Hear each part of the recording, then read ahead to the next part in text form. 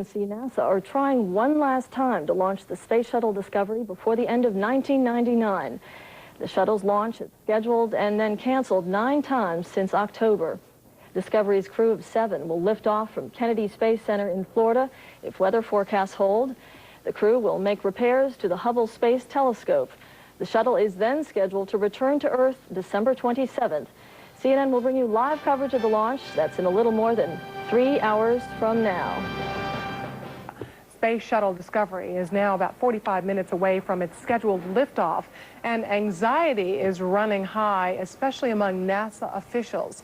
CNN's Miles O'Brien is at the Kennedy Space Center in Florida with the very latest. Anybody biting their nails, Miles? Well, Andrea, anytime there's a launch of a space shuttle, I suppose there's a fair amount of anxiety. Thus far, however, NASA officials have had a fairly flawless countdown. There's been one sticky switch on one of the orbital maneuvering systems, which are one of the rockets which help guide the space shuttle once they're into orbit. But that switch apparently is not a problem that is causing any great concern here. The weather is perfect as you look at some live pictures from the Kennedy Space Center, pad 39B, about 3 miles over my shoulder. This will be the 27th flight of the Space Shuttle Discovery, the 96th flight of the Space Shuttle program since it began back in 1981. The crew of 7 is led by the Space Shuttle veteran, Kurt Brown, on his 6th flight. Kurt Brown, you may recall, was the commander back in October of 1998 for John Glenn's return to flight. There to his left, pilot Scott Kelly, the remainder of his crew behind him, John Grunsfeld to the left, to his right, Jean-Francois Clairvoy, Claude Nicollier, Mike Foale, Stephen Smith, all of them on their way to the Hubble Space Telescope for the 3rd Hubble repair mission. It took them just a few moments to get off to the pad. They were suited up a few moments before. When they get to that Hubble Space Telescope, they will engage in 3 separate spacewalks. These are critical spacewalks because right now, that Hubble Space Telescope is doing nothing for the U.S. taxpayers, even though the program costs $250 million a month.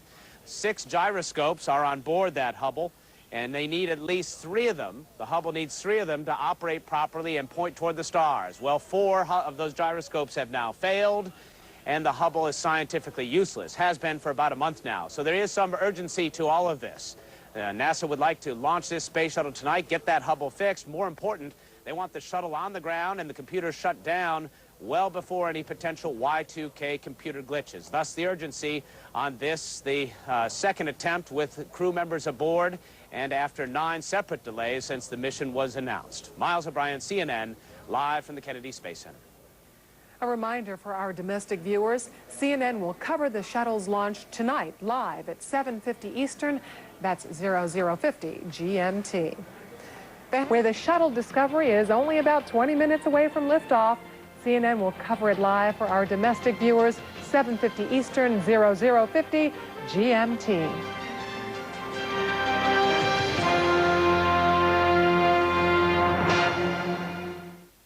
In Cape Canaveral, where it's about 30 seconds to go before the launch of the Space Shuttle Discovery. So we'll join the pictures live from the Kennedy Space Center now. 20 seconds.